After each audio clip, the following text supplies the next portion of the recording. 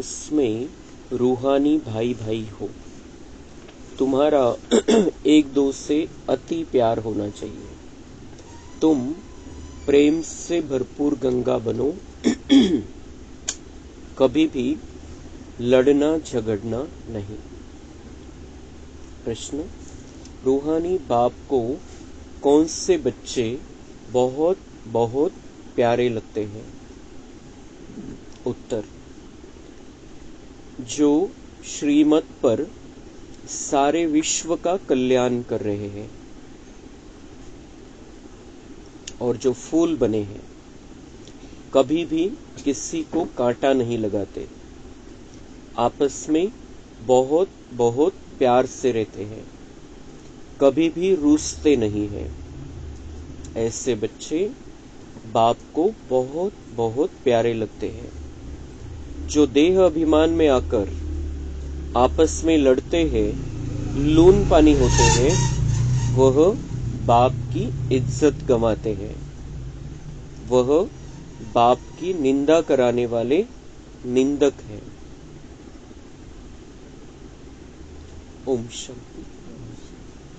जैसे रूहानी बच्चों को अब रूहानी बाप प्यारा लगता है, वैसे रूहानी बाप को रूहानी बच्चे भी प्यारे लगते हैं, क्योंकि श्रीमत पर सारे विश्व का कल्याण कर रहे हैं। कल्याणकारी सब प्यारे लगते हैं। तो बाबा म्हणतात, जसं तुमचं माझ्यावरती प्रेम आहे, माझं पण तुमच्यावरती प्रेम आहे, आणि त्या प्रेमाला एक विशेष कारण आहे की तुम्ही बच्चे माझ्या श्रीमतवर चालून विश्वाचं कल्याण करता है और हम सब कल्याणकारी है, विश्व का कल्याण करने वाली आत्माएं हैं, इसलिए बाबा को हम प्यारे लगते हैं। तुम भी आपस में भाई भाई हो, तो तुम भी जरूर एक दूसरे को प्यारे लगेंगे। बाहर वालों से इतना प्यार नहीं रहेगा जितना बाप के बच्चों का आपस में होगा। बाबा म्हणतात, हा परिवार आहे, आपण ईश्वरीय परिवारामध्ये सामील झालेलो आहे। आपण आपली ही आत्मिक स्थिती मधलं प्रेम बाबा आपल्याला शिकवताय कि हम आत्माएं हैं और आत्मा के नाते से हम भाई भाई हैं। तो एक परिवार के हम बच्चे हैं और परिवार भी कौन सा? ईश्वर का परिवार। तो हम ईश्वर के परिवार वाले हैं, तो सबसे पहले तो हमारा आपस में प्यार होना चाहिए, स्नेह होना चाहिए एक दूसरे के साथ। हमने समझ लिया है एक दूसरे को कि हम आत्माएं हैं, हम परम धाम से आई है और हम बाबा के नजदीक रहने वाली आत्माएं हैं। हम वो अलग अलग धर्मों के सेक्शन में रहने वाली आत्माएं नहीं है, द्वापर के बाद वाली। हम आत्माएं परम धाम में भी बाबा के नजदीक रहने वाली है। हम अपना जो घर है अविनाशी, उस अविनाशी घर में साथ रहे हैं और बाबा के नजदीक रहे हैं और एक दूसरे के भी साथ में रहे हैं हम उस घर में। जरी तर संगम युगामध्ये आपण या परिवारामध्ये आलेलो आहे, याचाच अर्थ आपण तिथं पण जवळ होतो, परमधाम मध्ये पण। तो हमने ये सत्य समझ लिया है, तर बाबा म्हणता है कि तुम्हारा आपस में बहुत प्यार होना चाहिए, कि आत्मा के हिसाब से, शरीर के हिसाब से नहीं।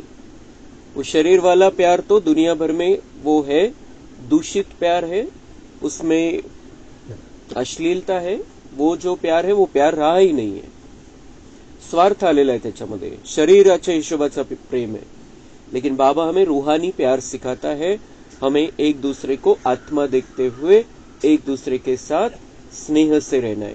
अगर हमारा ये परिवार ही अगर प्यार से भरा नहीं होगा तो हम बाहर प्यार बांटेंगे कैसा? म्हणून बाबा म्हणते तुम्हारा आपस में इतना प्यार होना चाहिए जो बाहर वालों के साथ इतना नहीं होगा। बाहर वालों के साथ क्यों नहीं होगा? क्योंकि हर एक हम जानते हैं कि तमोप्रधान आत्माएं बन गई है, और यहां पर जो है बाबा के परिवार में वो देवता बनने वाली आत्माएं, ये गारंटेड है। सतयुग त्रेता में कहीं ना कहीं हम आने वाले हैं, हम इस सृष्टी के आधारमूर्त आत्माएं हैं। तर बाबा म्हणतात जितकं त्यांच्याबद्दल राहील त्याच्यापेक्षा तुमचं आपसामध्ये जास्त प्रेम असलं पाहिजे। सगळ्यांवर सारखं प्रेम करायचं, पण ते ऑटोमॅटिक होतं कि ये मेरे परिवार का है, ये मेरा है, ये मेरे बाबा का बच्चा है, हम साथ में रहे हैं, हम सब देवता रूप में साथ में थे। बाकी की गारंटी थोड़ी है वो देवता रूप में आए या नहीं आए। लेकिन जो बाबा के बच्चे हैं, जो बाबा का ज्ञान सुनते हैं, जिन्होंने बाबा को पहचान लिया है, वो गारंटेड है कि वो देवता बनने वाली आत्माएं हैं। म्हणून बाबा म्हणते हैं तुम्हारा आपस में ज्यादा प्यार होना चाहिए। उनसे जितना प्यार तुम्हारा होगा उससे ज्यादा तुम्हारा आपस में होना चाहिए, बच्चों में, बाबा के बच्चों में।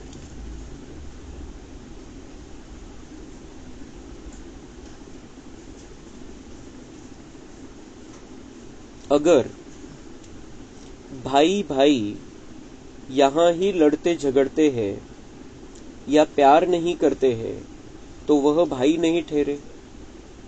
तुम्हारा आपस में लव होना चाहिए। बाप का भी आत्माओं से लव है ना, तो आत्माओं का भी आपस में बहुत लव होना चाहिए। बाबाचं आपण आत्म्यावरती खूप प्रेम आहे, तसं बाबा म्हणतात तुम्ही पण आत्मे आहे, तुम्ही आत्म्याचं एकमेकांवरती प्रेम असलं पाहिजे आपसामध्ये। भाई भाई हो पता चल गया है, वो तो कहने के लिए कहते हैं हम भाई भाई है, लेकिन हमें तो रियल में पता चल गया है कि हम भाई भाई है। तो भाई भाई अगर आपस में प्यार नहीं होगा, लड़ते झगड़ते रहेंगे, किसी न किसी बात से मतभेद में आते रहेंगे, तो बाबा म्हणते दुनिया वालों को प्यार क्या सिखाओगे और प्यार की दुनिया कैसे बनाओगे तुम। पहले आपस में हमारा प्यार होना चाहिए ब्राह्मण परिवार में। सतयुग में सब आत्माएं एक दूसरे को प्यारी लगती है क्योंकि शरीर का अभिमान टूट जाता है। सतयुग में क्यों एक दूसरे को प्यारे लगते हैं हम? क्योंकि शरीर का भान भी नहीं और शरीर का अभिमान भी टूट जाता है, अहंकार भी नहीं रहता है वहां पर, और शरीर का भान और शरीर को देखने की दृष्टि भी नहीं रहती है, आणि म्हणून आपसामध्ये प्रेम आहे। तर बाबा म्हणते त्याची सेटिंग तुम्हाला इथंच करायची आहे। तुम भाई भाई एक बाप की याद से सारे विश्व का कल्याण करते हो, अपना भी कल्याण करते हो, तो भाइयों का भी कल्याण करना चाहिए। इसलिए बाप देह अभिमानी से देही अभिमानी बना रहे हैं। तुम भाई भाई हो और एक बाप की याद में रहते हुए हमें सारे विश्व का कल्याण करना है, तो अपना भी कल्याण, भाइयों का भी कल्याण करना है। इसलिए बाबा म्हणता है कि तुम्ही देह अभिमानी से मैं देही अभिमानी बना रहा हूं। केव्हा कल्याण करणार आपण एकमेकांचं आणि केव्हा आपसामध्ये प्रेम राहील?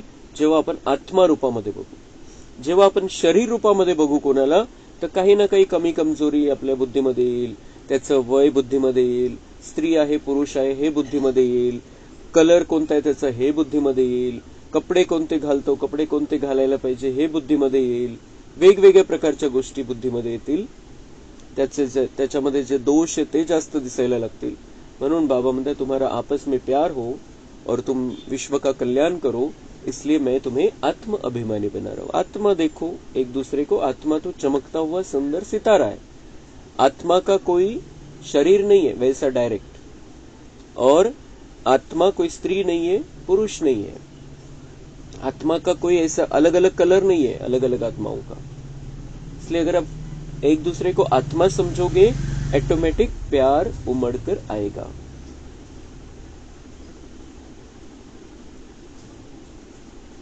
वो लौकिक भाई भाई तो आपस में धन के लिए, हिस्से के लिए लड़ पड़ते हैं।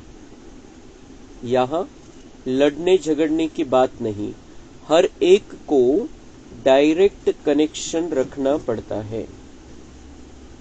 बाबा म्हणतात लौकिक मध्ये तर हिश्श्यावरून, प्रॉपर्टीच्या हिश्श्यावरून भांडणं करतात, भांडणं होतात, वादविवाद होतात, पण इथं एका बाबाचे आपण बच्चे, ज्याला जेवढं पाहिजे तेवढं तो घेऊ शकतो, भांडायचा विषयच नाहीये। लोट्या भरून घ्या, बकेट भरून घ्या, टाक्याच्या टाक्या भरून घ्या, वो तो सागर है, कितना भी भर लो, और जब तक संगम है तब तक उस सागर के कंठे पर बैठे रहना है और जितना चाहिए उतना लेना है, कम नहीं होने वाला है। इसलिए लड़ने झगड़ने की तो बात ही नहीं है, हमारी क्षमता कितनी है, हम कितना ले सकते हैं उस पर है। तो ये वो जो वारसा हक्क आहे दुनियामध्ये, त्याच्यासाठी भांडणं आहे, वादविवाद आहे, मतभेद आहे. पण इथं तर बाबा म्हणतात सिर्फ क्या है यहाँ पर डायरेक्ट कनेक्शन रखना पड़ता है, बस एवढंच है. बाबा से डायरेक्ट कनेक्शन होगा, जितना चाहे उतना हम ले सकते हैं. और हम दूसरा किसी के लिए वर्षा नहीं ले सकते. यहाँ पर पति आता है, पत्नी के लिए भी वर्षा जमा कर लेगा, ये नहीं हो सकता है. एक भाई दूसरे भाई के लिए जमा कर लेगा, ये नहीं हो सकता है. माँ अपने बच्चे के लिए जमा कर लेकर जाएगी यहां से, ये नहीं हो सकता है. तो वर्षा जिसको जितना चाहिए उसका डायरेक्ट कनेक्शन होना चाहिए, एवढाच विषय फक्त. स्वतःला आत्मा समजून परमात्म्याशी कनेक्शन. आपण कोणालाही वारसा हक्क देऊ शकत नाही की बाबाकडून मिळवून मग माझ्या वाट्याचं मी दुसऱ्याला देईल. इथं जे घ्यायचंय ते स्वतःसाठी घ्यायचंय. इथं हक्क सोडपत्रकचा विषय नाहीये कि मी माझा हक्क सोडतोय याच्या हक्कामध्ये. ऐसा कुछ नहीं है. बाबा कह रहे यहाँ पर डायरेक्ट कनेक्शन है, यहाँ पर डायरेक्ट लेना है. जिसको भी लेना है डायरेक्ट मेरे साथ जुड़ना होगा, क्योंकि उसके पाप कर्म है, उसको अपने पाप कर्म मिटाना है और डायरेक्ट कनेक्शन के द्वारा मेरे से सारे खजाने जमा करने हैं.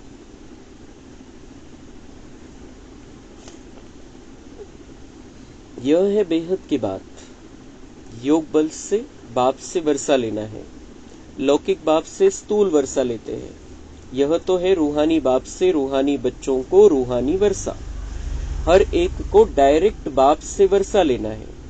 जितना जितना इंडिविजुअल बाप को याद करेंगे उतना वर्षा मिलेगा.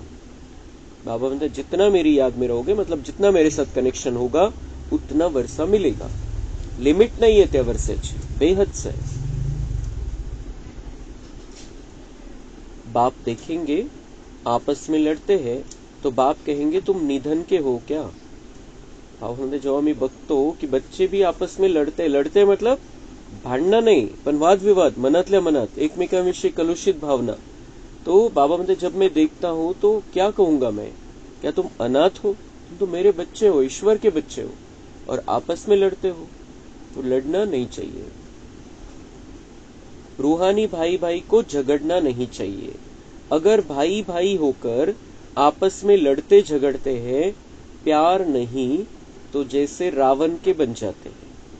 वह सब आसुरी संतान ठहरे. बाबा म्हणते तुम वो मेरे बच्चे ही नहीं है, फिर तो रावण के बच्चे. अगर आपस में लड़ रहे हैं तो लड़ना, हमें आपस में तो हम जो बाबा के बच्चे बने हैं, आपस में किसी भी बात के कारण मतभेद नहीं होना चाहिए, मनभेद नहीं होना चाहिए. मत एखाद्या वेळेला वेगवेगळे असू शकतात. ईश्वरीय ज्ञानाचा जेव्हा विषय तेव्हा मत वेगळं होण्याचा विषय नाहीये.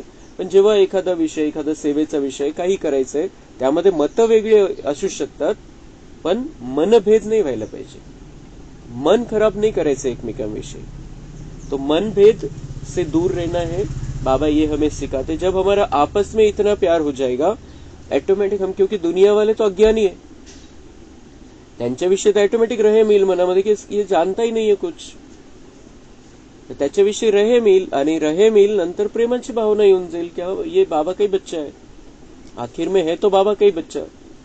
तो इसलिए पहले प्रैक्टिस क्या करनी है, हमारा एक दूसरे के प्रति, जो भी बाबा के बच्चे यहाँ के या सेंटर के या फिर मधुबन में हम किसी को देखते हैं या फिर किसी का कोई समाचार आता है हमारे पास, इसने ऐसा किया, वो ऐसा करता है. प्रत्येकाचा आपला आपला हिशोब आहे, प्रत्येकाचे आपले आपले संस्कार आहे. 63 जन्माचे संस्कार घेऊन ते या ज्ञानमार्गामध्ये आलेले. ते काही धुवून पॉलिश होऊन नाही आले. बाबांनी ते जसे होते तसं स्वीकारलेलं आहे. म्हणून आपण कोणालाही नाव नाही ठेवायचंय किंवा त्या गोष्टीमध्ये जायचं नाहीये. ब्राह्मण परिवार में किसी का दोष दिखाई देता है तो हमें बस बाबा को बता देना है, खत्म. हमारे लिए बात खत्म हो गई. और गुण दिखाई देते हैं ब्राह्मण परिवार में तो वो गुण हमें धारण करने, एवढाच विषय. मेन गोष्ट काय, आपसामध्ये खूप सामंजस्याने राहायचंय, एकमेकांना सहयोग द्यायचा आहे. कोणत्याही प्रकारे एकमेकांविषयी राग, द्वेष या भावना मनामध्ये नसल्या पाहिजे, किंचित सुद्धा. बाबा की मुरली, आज की मुरली इसी बात की प्रेरणा देने के लिए है कि हमारा आपस में कुछ भी होगा किसी के भी बारे में मन में, उसको निकाल के दूर कर देना है, खत्म कर देना है.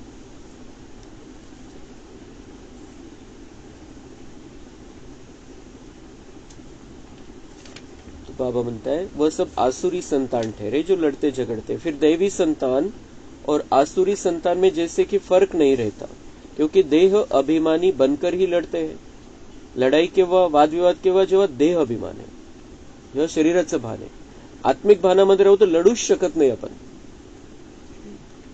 येणारच नाही आपल्याला वादविवाद घालायला। हम अपनी बात रख सकते हैं, वो बात अलग चीज है, लेकिन किसी को उसके बारे में खराब भावना मन में रखकर वाद विवाद पैदा करना वो अलग चीज है।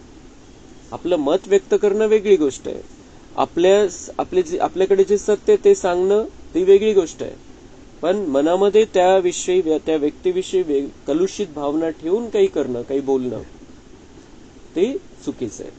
तो बाबा म्हणते मेरे बच्चों में और दुनियावी जो मनुष्य है उनमें क्या फर्क रह जाएगा अगर आप भी लड़ते हो, लड़ना झगड़ना कब होता है, जब देह भान है। तो मेरे बच्चे मतलब आत्मा है, अपने आप को समझा ही नहीं कि मैं आत्मा हूं और परमात्मा की संतान हूं, तो लड़ने झगड़ने का सवाल ही नहीं आता है जब हम अपने आप को आत्मा समझते हैं।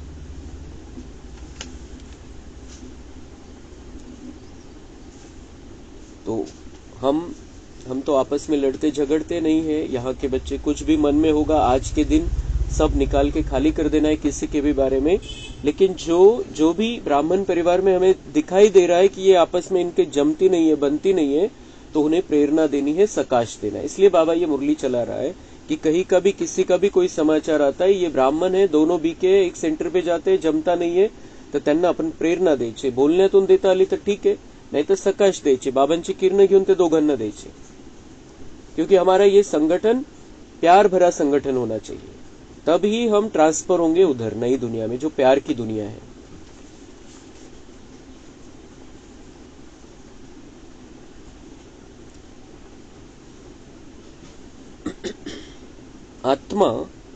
आत्मा से लड़ती नहीं है। जर आपण आत्मा समजू एकमेकांना, तो बाबा म्हणते लड़ ही नहीं सकते हो तुम। जब तुम शरीर में हो तभी लड़ते हो, शरीर समझते हो अपने आप को तब ही लड़ सकते हो। जर ती आत्मिक भान राहील क्लियर कट, लढूच शकत नाही। आत्मा से लड़ती नहीं है, लड़ ही नहीं सकती। इसलिए बाप कहते हैं मीठे मीठे बच्चे आपस में लून पानी नहीं होना। लून पाणी म्हणजे खारं पाणी, म्हणजे मतभेद नसलं पाहिजे। जसं मीठ आणि पाणी त्याला आपण अलग अलग जरी मिक्स केलं तरी अलग अलग करू शकतो, तो मतलब मतभेद। आणि बाबा म्हणतात की क्षीरखंड बनकर रहना है, म्हणजे साखर दूध आपण मिक्स केलं तर त्याला वेगळं नाही करू शकत, एकदा मिक्स झालं वेगळं नाही काढू शकत त्याला। खीर असेल बनवलेली, भात आणि दूध आणि साखर, तीन पदार्थ आपण वेगवेगळे नहीं काढू शकत। इसलिए बाबा कहते हैं क्षीरखंड होकर रहना है, आपस में मिलजुल कर रहना है। लून पाणी, मीठ खारट पाण्यासारखं नमक आणि पाणी मिक्स है असं नहीं राहायचं कि कभी भी अलग हो जाए, ऐसे नहीं रहना है।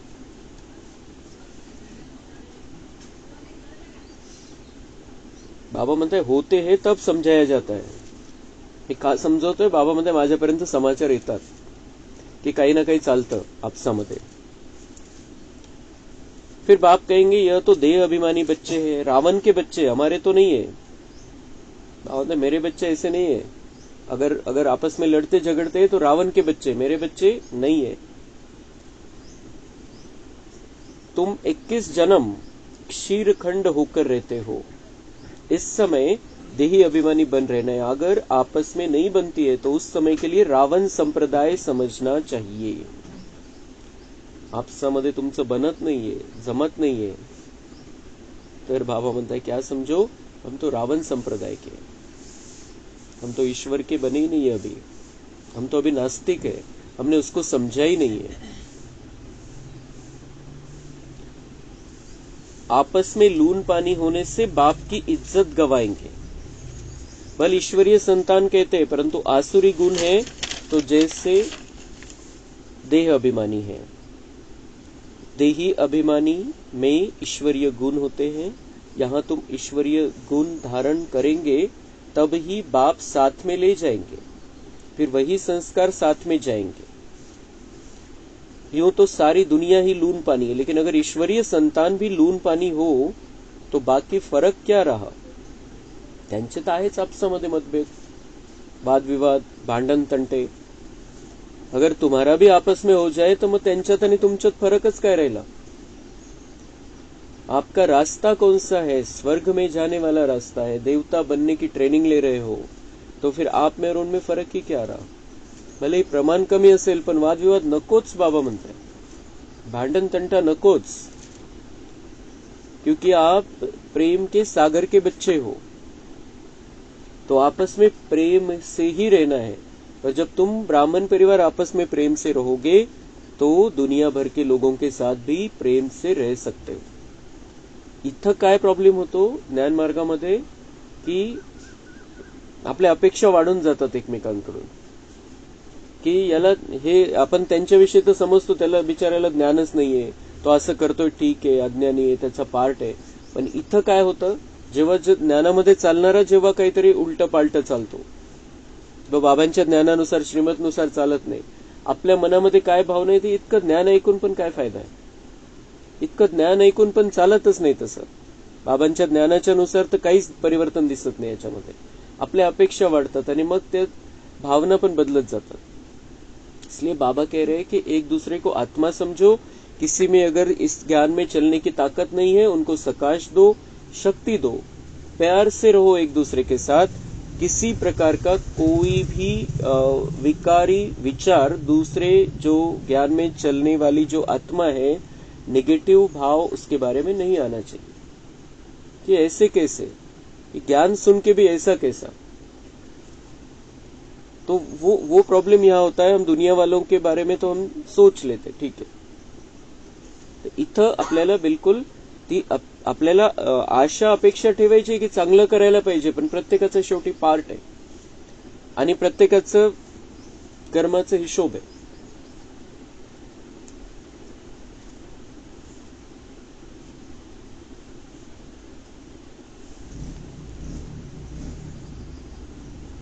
बाप की निंदा कराने वाले, लून पानी होने वाले, ठौर पा न सके, उनको नास्तिक भी कह सकते हैं। आस्तिक होने वाले बच्चे कभी लड़ नहीं सकते। तुम्हें आपस में लड़ना नहीं है, प्रेम से रहना यहाँ ही सीखना है, जो फिर 21 जन्म आपस में प्रेम रहेगा। बाबा म्हणता है, जो दुनिया में कहते हैं सदगुरु का निंदक ठौर न पाए, तो वो सदगुरु तो एक ही बाबा है। वो गुरु के लिए कह देते हैं कि गुरुजीची निंदा जर केली तर मग आपलं काही खरं नाही। लेकिन यहाँ पर ये सत्य ये है कि जो बाबा ने कहा और हमने नहीं माना, हम अपने ही मत पर चल रहे हैं, हम अपने ही उस जो देह अभिमान वाला हमारा जीवन था उसी आधार पर चल रहे हैं, तर मग लोक काय म्हणतात की ओम शांतीमध्ये जाऊन फायदा काय? ओम शांतीमध्ये जाऊन पण भांडणं करतात, ओम शांतीमध्ये जाऊन पण काही म्हणायला तर म्हणतात की आम्ही देवता बनणार आहे, स्वर्गाचं तिकीट आम्हाला भेटलेलं आहे, वगैरे वगैरे गोष्टी। पण मग बाबा म्हणताय वो क्या कहते दुनिया वाले, हे यांचं असंच आहे, वरवरचं, यांचं काही खरं नाही, बदल नाही झाला यांच्यामध्ये काहीच। तो वो क्या हो गई, भगवान की निंदा हो गई, क्या भगवान ऐसा पढ़ाता है? असंच शिकवलं का तुम्हाला तुमच्या बाबांनी? ये शब्द अगर हमारे लिए किसी ने बोल दिया, इसका मतलब ये है कि हमारे चाल चलन से हमने बाबा की निंदा कराई, और हमारे चाल चलन से बाबा की निंदा होगी तो हमें क्या मिलेगा? दास दासी पद मिलेगा, नीचे की लेवल का प्रजा में नौकर चाकर बनना पड़ेगा। ताय ज्ञान तर घेतलेले, बाबांनी सांगितलेले ज्ञानाचं बीज कधी नष्ट नहीं होत। तो ज्ञान है तो हम 33 करोड़ में कहीं ना कहीं तो आ ही जाएंगे, ये तो गारंटेड है। पर मग तिथं ते आवश्यक है नौकर चाकर, तो नौकर चाकर बनना पड़ेगा। सदगुरु का निंदक वो नीचे की लेवल प्राप्त होगी। इसलिए बाबा ये समझा रहा है कि ये सब रिजल्ट निकलने वाला है अंत में, तो पहले ही सावधान हो जाना है। हमें बहुत अपने अंदर दिव्य गुणों के सहित ही रहना है। किसी को ऐसा दिखाई नहीं देना चाहिए की ये किसी से भी झगडते रहते हैं, कुछ भी काहीतरी वादविवाद उकरून काढायचा, काहीतरी चालत राहतं, हे असं नाही पाहिजे. कोणत्याच कारणावरून आपला वादविवादाचा भांडणाचा आवाज कोणाला समजला नाही पाहिजे, जाणवला नाही पाहिजे. आणि ते केव्हा होईल, जेव्हा आपण आतमधून शांत झालेलो. ते व्हायब्रेशन पण नाही, व्हायब्रेशनच्या द्वारे पण जाणवलं नाही पाहिजे की यांचं काहीतरी आतमध्ये गडबड चाललेली है. समझ में आ जाता है. हम बाबा के बच्चे तो है ही होशियार, हमें तो समझ में आ जाते हैं वाइब्रेशन, लेकिन दुनियावी आत्माओं को भी समझ में आ जाता है कि इनका अंदर कुछ न कुछ गड़बड़ चल रही है, क्योंकि आत्मा तो है ही ओरिजिनल होशियार, तो वो कैच कर लेती है. इसलिए बाबा ये समझा रहा है कि अगर ऊंच पद पाना है, अगर ऊंची लेवल पर पहुंचना है, 21 जन्म का बहुत ऊंचा भाग्य बनाना है, 5000 वर्ष की सुंदर रिकॉर्डिंग करनी है, तो अभी हमारा जीवन बदला हुआ होना चाहिए. हमारा एक भी बात ऐसी न हो कि हमारे द्वारा सदगुरु की निंदा हो.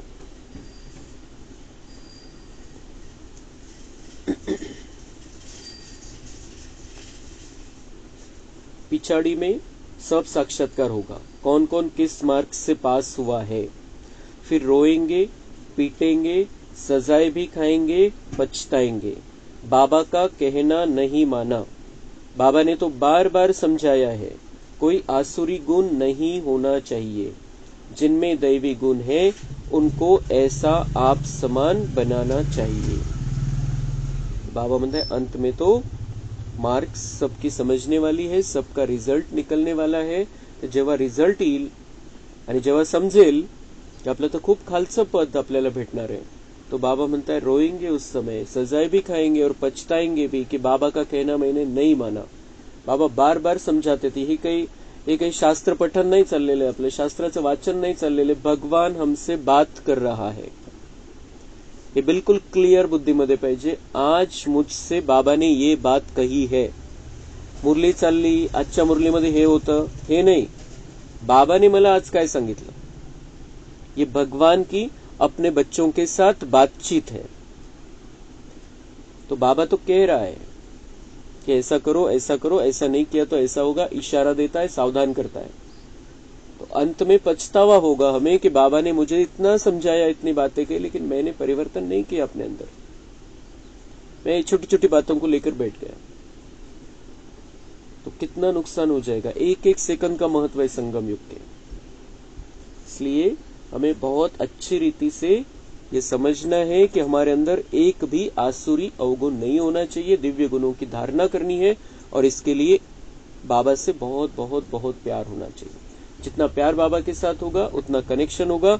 हम बाबा का नाम खराब नहीं होने देंगे, हमारी वजह से बाबा का नाम बदनाम नहीं होगा. तो इतना अगर हमारा परिवर्तन हो जाए तो दिव्य गुणों की धारणा के सहित हम दूसरों को भी आप समान बना सकेंगे. हमें अपना तो कल्याण करना ही है, लेकिन अनेकों का कल्याण करने के लिए उनको भी प्रेरणा और मार्गदर्शन देते रहना है. अच्छा, मीठे मीठे सिक्किलोधे बच्चों प्रति माता पिता बाप दादा का याद, प्यार और गुड मॉर्निंग. रूहानी बाप की रूहानी बच्चों को नमस्ते. हम रूहानी बच्चों की रूहानी बाप दादा को याद, प्यार, गुड मॉर्निंग, नमस्ते. वहाँ बाबा वहाँ, शुक्रिया बाबा शुक्रिया. धारणा के लिए मुख्य सार है, प्रेम से भरपूर गंगा बनना है. सबके प्रति प्रेम की दृष्टि रखनी है. कभी भी मुख से उल्टे बोल नहीं बोलने हैं. कभी भी म्हणजे कभी भी, कधीच नाही बोलायचं उलट सुलट. आपल्या मुखाच्या द्वारे जसं देवता बोलणार आहे तसंच बोलायचं. किसी ने कुछ किया, बच्चे ने कुछ किया, उस पर भी नाराज होना, उसको भी गालियां तक दे देते हैं. इस तरीके से नहीं चलेगा. हमें देवता बनना है, तो इसलिए हमारे मुख से कोई भी उल्टा शब्द नहीं निकलना चाहिए, नहीं तो हमें नौकर बनना पड़ेगा वहां पर. ये पक्का है. किसी भी चीज में लोभ नहीं रखना है. स्वदर्शन चक्रधारी होकर रहना है. अभ्यास करना है कि अंत समय कोई भी चीज याद न आए. कशामध्ये लोभ नाही ठेवायचंय, कशामध्ये अटकून नाही पडायचंय. स्वदर्शन चक्रधारी बनून आपल्याला राहायचंय. बुद्धीमध्ये सुदर्शन चक्र फिरत राहिलं पाहिजे. मैं कौन हूं, मैं क्या अभी बना हूं, मुझे क्या बनना है. आपले ते 5 स्वरूप सदा बुद्धीमध्ये पाहिजे. और ये अभ्यास, ये प्रैक्टिस करनी है. अंत समय कोई भी चीज याद न आए. अंत समय में एक बाबा, शिव बाबा और ज्ञान रत्न बुद्धि में रहने चाहिए, या फिर परमधाम बुद्धि में रहना चाहिए, स्वर्ग बुद्धि में रहना चाहिए. शिव बाबा के साथ ज्ञान रत्न बुद्धि में रहे, या परमधाम याद रहे, या सतयुग याद रहे. शिव बाबा की याद तो होनी चाहिए, उसके साथ में ये दोनों तीनों बातें रह सकती है. वरदान है, पुरानी देह व दुनिया की सर्व आकर्षणों से सहज और सदा दूर रहने वाले राज ऋषि भव.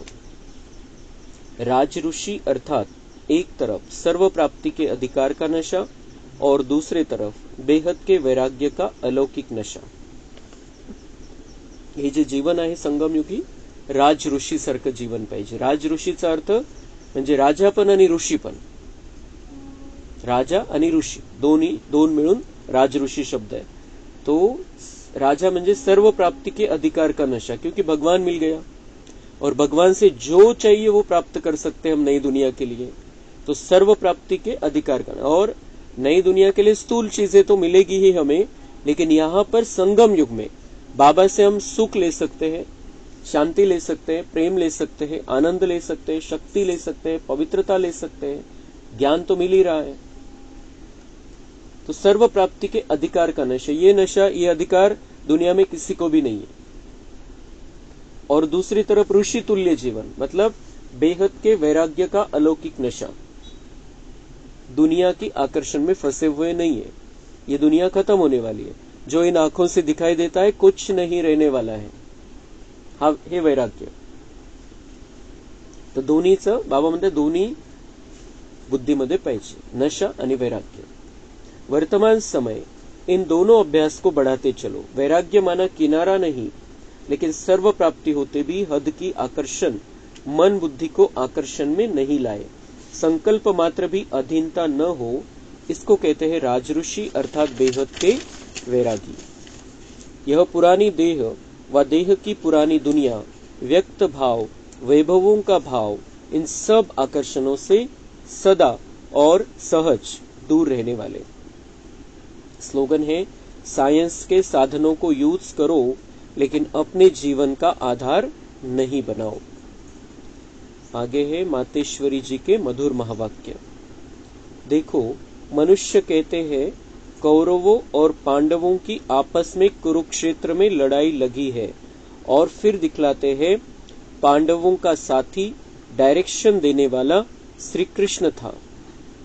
तो जिस तरफ स्वयं प्रकृतिपति है उसकी तो विजय जरूर होगी.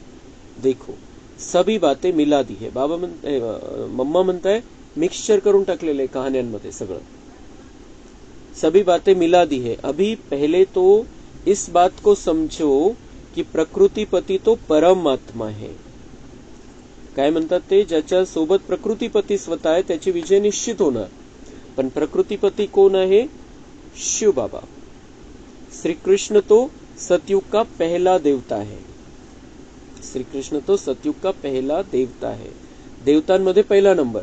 मनुष्य सृष्टीमध्ये सगळ्यात पहिली आत्मा, सर्वश्रेष्ठ आत्मा मनुष्य सृष्टीमध्ये. परमात्म्यानंतर जर कोणी आहे तर श्रीकृष्ण आहे, दुसरं कोणीच नाही.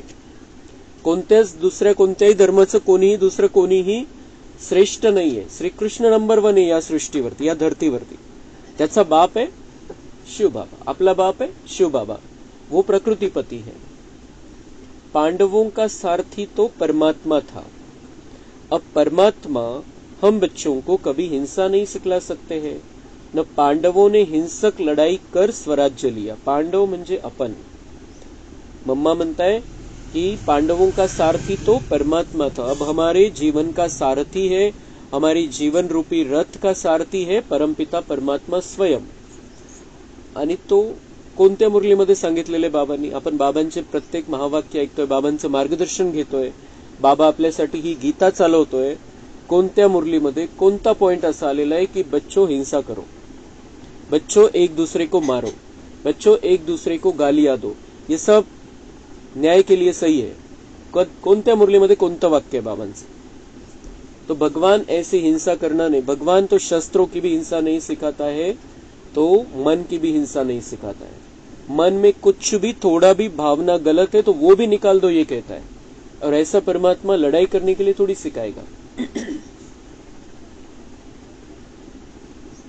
अब परमात्मा हम बच्चों को कभी हिंसा नहीं सिखला सकता है। न पांडवों ने हिंसक लड़ाई कर स्वराज्य लिया। यह दुनिया कर्म क्षेत्र है, जिसमें मनुष्य जैसा जैसा कर्म कर बीज बोता है, वैसा अच्छा या बुरा फल भोगता है। जिस कर्म क्षेत्र पर पांडव अर्थात भारत माता शक्ती अवतार भी मजबूत है। आता कर्मक्षेत्र आहे हे कर्मक्षेत्रच कुरुक्षेत्र आहे, आणि इथं पांडव म्हणजे भारत माता शक्ति अवतार, बाबा के सब बच्चे यहाँ पर मौजूद है अभी। परमात्मा भारत खंड में ही आते हैं, इसलिए भारत खंड को अविनाशी कहा जाता है।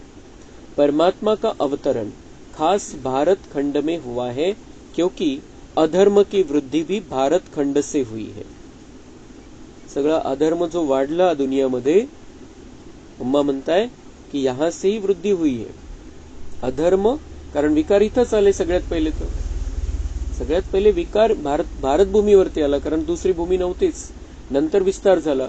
सगळ्यात पहिले तर भारत भूमीमध्ये विकारांचा प्रवेश झाला, म्हणजे अधर्म आला, आणि अधर्म मग भारतामधूनच सगळीकडे पसरला। म्हणून जिथं मूळ आहे तिथं स्वतः परमात्मा येऊन अधर्माचा नाश करतो। तो यहाँ ही परमात्मा ने योग बल द्वारा कौरव राज्य खत्म कर पांडवों का राज्य स्थापन किया। तो परमात्मा ने एक आदि सनातन धर्म स्थापन किया, परंतु भारतवासी अपने महान पवित्र धर्म और श्रेष्ठ कर्म को भूल अपने को हिंदू कहलाते। बेचारे अपने धर्म को न जान औरों के धर्म में जुट गए हैं। अपना धर्म ओरिजिनल तो हम देवी देवता धर्म की आत्माएं हैं। जो भारतवासी पहले थे सब देवी देवता धर्म की आत्माएं थे, लेकिन बाद में फिर बाबा म्हणते कोई हिंदू कहलाने लगा अपने आप को, फिर कोई अलग अलग धर्मों में कन्वर्ट हो गए। तो यह बेहद का ज्ञान बेहद का मालिक खुद ही बताता है। यह तो अपने स्वधर्म को भूल हद में फंस गए हैं, जिसको कहा जाता है अति धर्मग्लानी, क्योंकि यह सब प्रकृति के धर्म है, परंतु पहले चाहिए स्वधर्म।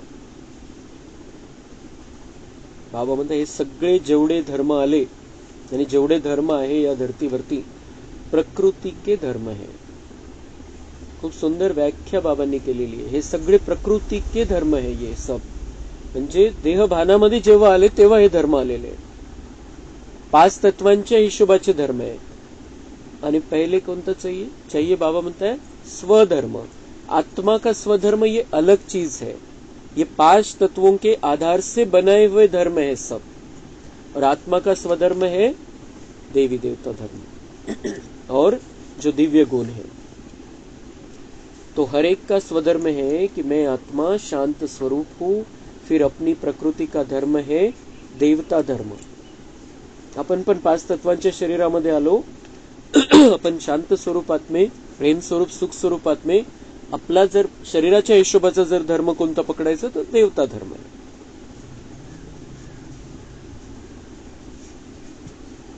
यह 33 करोड़ भारतवासी देवताएं हैं।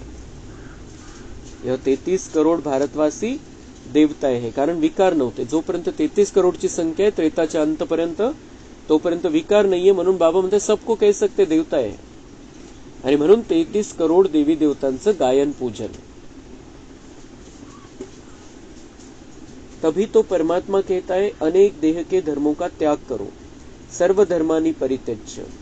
इस हद के धर्मों में इतना आंदोलन हो गया है, तो अब इन हद के धर्मों से निकल बेहद में जाना है। मम्मांची पण दृष्टी कशी होती? 1965च्या आधी मम्मांनी हे सांगितलेलं आहे। मम्मांचे हे महावाक्य बाबांचं जे काही समजवणी होती मम्मांनी संपूर्ण रीतीने स्वीकारली होती, आणि त्यानुसार मम्मांनी त्याच वेळेला सांगितलं होतं की ये जो हद के धर्म है इनमें आंदोलन हो गए हैं। किती मतभेद आणि किती लढाया, किती त्यावेळेला नव्हतं तेवढं। 1965 मध्ये इतकं नव्हतं, जे हिंदू मुस्लिम झालं त्यावेळेला भारत पाकिस्तानच्या फाळणीच्या वेळेला तेवढं होतं, पण इतकं आज जे दिसतंय जाती धर्म पंथ हे जे सगळं काही गोंधळ झालेला है, उसी समय मम्मा ने ये बात कही थी कि ये सब इन सब को त्यागो, म्हणजे ते ठेवा, ठीक है कि हम इस धर्म में आए हैं, इस जाति में आए हैं, वो ठीक है समझने के लिए, समझाने के लिए, बताने के लिए, लेकिन ओरिजिनल हम कौन है? हम देवता है। तो ये स्वधर्म बुद्धी में रखो, हद के धर्मों से निकल जाओ, म्हणजे ते जे काही कर्मकांड आहे त्याच्यामधून निघालं तरी चालेल, म्हणायला आहे आपण त्या परिवारामध्ये, पण क्लियर हे पाहिजे बुद्धीमध्ये कि मैं देवता धर्म की आत्मा हूं और मुझे जो देवता धर्म की धारणाएं है वो करनी है। उस बेहद के बाप सर्वशक्तिवान परमात्मा के साथ योग लगाना है तो सर्वशक्तिवान प्रकृति पति परमात्मा है, न कि श्री कृष्ण। तो कल्प पहले भी जिस तरफ साक्षात प्रकृति पति परमात्मा थे उनकी विजय गाई हुई है। साक्षात प्रकृति पति परमात्मा जिनके साथ थे उनकी विजय गाई हुई है। तो प्रकृति पति परमात्मा शिव हमारे साथ में है, हम विजयी होने वाले हैं और हमारे हाथ में राज्य भाग्य आने वाला है। रावण का राज्य, कौरवों का राज्य खत्म होने वाला है। अच्छा, ओम शांति।